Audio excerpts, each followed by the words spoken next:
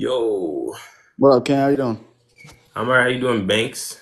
I'm good, man. I'm in Toronto right now. I'm from the U.S. though, so I don't know. I got some questions, I guess. Oh, you're from the U.S. What's going I on? am, I am, and I'm in. Like I said, I'm in Toronto right now. I'm actually heading back tomorrow, but Oh, okay. I do a lot of business here. So I'm curious, and I can't tell by the comments or not. Where do you stand on all of this? I stand on. I want Pierre to come in and just sweep this Carney guy. I'm conservative. Okay, so regarding climate change, particularly because I'm not super invested in Canadian politics, can you tell me a little bit about Oh, that? climate change. I am pro fossil fuel. I want them to stop trying to. First of all, Alberta.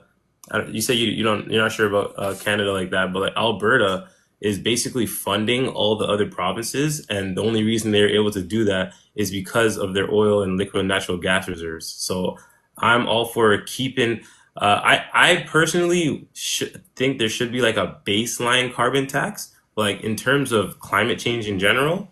Bro, like it's a joke. Like, not a real issue, is what you're saying? Nah, I don't think it's a real issue. Are you city? Are you urban? Are you rural? Where are you at? I'm yo, babe. What is this considered? Rural, urban, a lot. I mean, how far from the border are you? I guess that's my question. Um, I'm right beside Toronto. Yeah, right down the road from Toronto. So Okay. like 30 to 40 minute drive from Toronto. All right. That's the reason why I hopped up here too, because the U.S. has such interesting conversations around this. I'm sure it's so different, just Canada-wise. Everything changes a couple degrees, not ironically degrees. That's no pun there, but Mm. um, Celsius if you want to keep it your way. But I don't know. The conversation here is super duper interesting, especially with like I don't know, and I don't mean to Americanize this conversation, but with like Musk being the new central head figure who's running an EV company. Yeah, The switch up on the conservative side here. Like, did your opinion on EVs change because of like this guy or no? Because I in the don't U.S., know. bro, it was the craziest flop I've ever seen. But it was hilarious. Like, Yo, the 180 that everyone did on EVs was insane. Well, the thing about EVs is I don't think they're practical. So like it's hmm, hard to implement them into a society because now you'd have to have all these electric vehicle stations, charging stations, and then even the charging stations aren't that efficient because you have to charge your car for like an hour, 2 hours, or longer. But it would be better if they had like a swapping battery station. But I guess hmm. that would mean that you would need every single vehicle that has an EV to have a swappable battery. So it's Yeah, like, compatible. I don't know. Like, The reason I bring that up is because, dude, like 3 years ago, like having an EV is like the most liberal thing, and you're a scumbag and this and that. And now, if you like, now we got the White House doing a Tesla showroom, which, by the way, I think is insanity. Don't get it twisted at all. I think that's insanity. But I don't know. It's just really funny to see how like the whole climate conversation here is kind of I've noticed been a spineless discussion. The side of pro, you could call it pro enviro, whatever you want to call it. yeah. It's kind of been the same forever. That hasn't really changed. But the idea of like, drill baby drill has like drastically flipped and flopped and changed, which is like, I don't know. There's just a conversation to be had there. The way I stand on it is and I'm from pretty rural U.S., but I travel 24/7. I'm week in, week out, different cities. That's why I'm in Toronto right now. I'm actually on my last day, which is too bad. I love Toronto. This place is fun, but I'll tell you, dude, that I think that, and this is U.S. centric. That's all I can speak on. Our economy has been halted by the what you could call a green agenda by a percentage. That percentage is in the single digits. It's not like the U.S. was rolling coal past the 60s as a main market. That just hasn't been the case. So my big beef with like anything to do with whether it's climate change, whether it's any conversation, is if the stats and the facts line up. I'm kind of a realist like that. I try to be at least.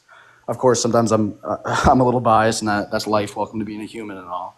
Yeah. But my big take on the climate side of things, totally removing EVs. I think EV is just kind of a sham. Whatever. I think the rest of the movement of heading towards hydro, heading towards solar, wind, or my favorite, nuclear is by no means, I don't know about the conversation in Canada. Here, people are straight up saying scam. They say the green agenda is a scam. I'm not sure if y'all have Yeah. adapted that mindset or not. Yeah. Yeah. I think that's a crazy take, is all I'll say. But I'd like to hear what you got. I'm gonna be real. I don't know. I'm not gonna ever speak for a majority of Canadians because I genuinely don't know anybody that talks like me or has the same opinions as me. But I started doing the first thing I did was I was going through. I don't know if you know Chris Williamson. He's a podcaster. Unfamiliar now. Him and Jordan Peterson. I don't know if you know who Yeah, that I know Jordan Peterson for sure. Yeah. yeah. So they had interviews with climate scientists. I listened to about 3 or 4 interviews, and then I read 2 books on climate science.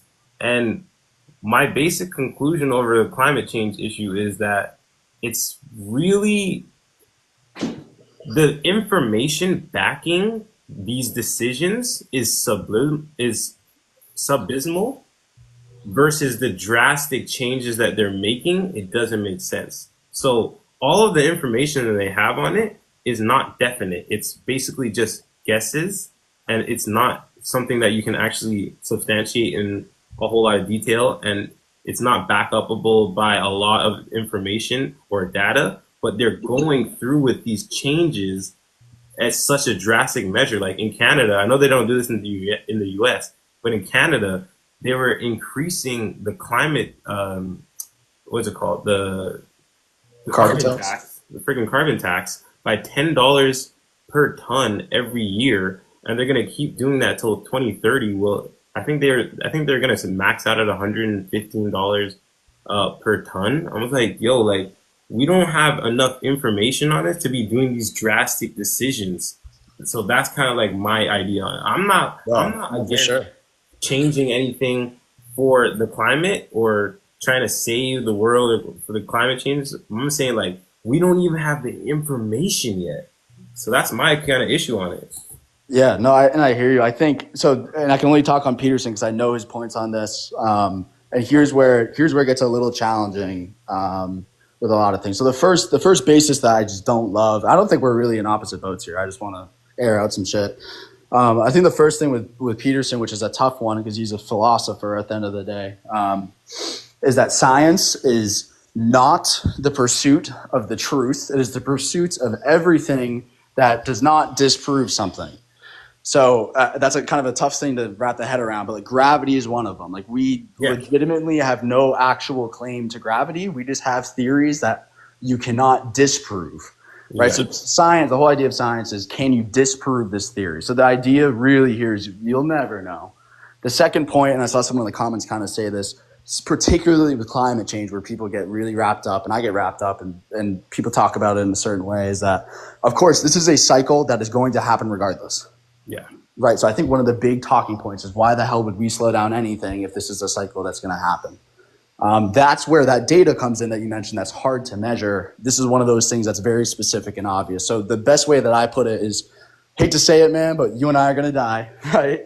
yeah, We're going to live, bro. We're going to die. We're going to hit Toronto. We're going to have a good time, et cetera, et cetera. But yeah, there's things you can do to expedite that process, and there's things you can do. None of it's going to slow it down. You're going to die, bro. You might hit 80, you might hit 90, but you're going to die.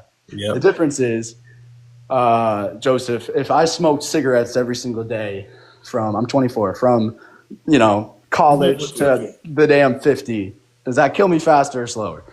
Kills you faster. Kills me faster. So that's where some of the Peterson science, I think kind of the MAGA movement gets things a little fucked. Sorry for the language, but There you go. the first one is that while, yes, the cycle will happen regardless, and we are not going to stop that, and it's no one's goal except, I don't know, maybe in like 400 years to stop it when that fucking ice age comes. It's more like 25,000 years, but whatever. The goal is not to stop anything. I think the goal is to slow down what our footprint is that's moving that agenda forward faster than we've ever seen in human history. I said human history on purpose because when the dinosaurs were around, that should happen fast. That's because the Yellowstone's exploded, right? That's because all the things that aren't going to happen for a while are happening now. So my big take on that, I'll stop yapping in a second, but I do think as humans, it's partially our duty to not speed up our own demise in a way, but also it's literally 25,000 years away, right? Yeah, And that's real. Here's where I come into play a little bit, and this is where my business comes in a little play, is that unfortunately, there's no agenda that is pro oil, you could call it, that's also pro environment. Every single pro climate happens to be pro environment, which obviously, right? So here's what I'm getting at. When we have the idea of drill baby drill, that is not just unlocking the economy, and no, that doesn't just speed up climate change. The active destruction of the kind of sensitive systems we have is something that could very quickly catch up on us. So put it this way, maybe instead of smoking cigarettes, I'm smoking weed. I'm not trying to get you banned, so I guess I wouldn't say that. But instead of smoking cigs, I'm smoking something else. And we Yeah. know that's not as dangerous, right? Yeah. That still has some side effects, though, that I think everyone's not super happy to talk about. Are we right? Yeah. Yeah. Yeah. Right? Because I moved on from that, but like it had its own side effects. It wasn't going to kill me like smoking other stuff did. But the analogy I'm making here is that green energy is not just on the basis of like let's save the world. It's on the basis of like let's not have on Lake Ontario be polluted to shit. Let's not have anywhere in the States look like Southeast Asia. Let's not have anywhere in Canada look like that, right? And so unfortunately when we deregulate these things, oftentimes a side effect of not caring about the quote unquote climate results in things like crazy pollution, crazy smog. Fuck the carbon tax. Yeah. It's So bigger things that affect it. yeah, so there's 2 points that I wanted to make on that fact. So the first one is um, when it comes to Canada in particular, we're actually carbon neutral. Hell yeah. So we actually don't have extra carbon going into the atmosphere in Canada in particular. The reason why it's a global issue is because other countries are emitting way more carbon than we are and they're not Facts. carbon neutral. Facts.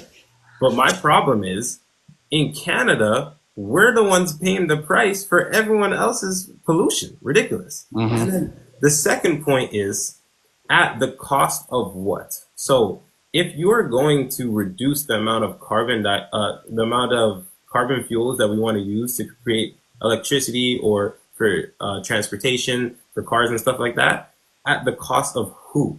Because when you see the effects of the carbon tax, you're not seeing it in Canada.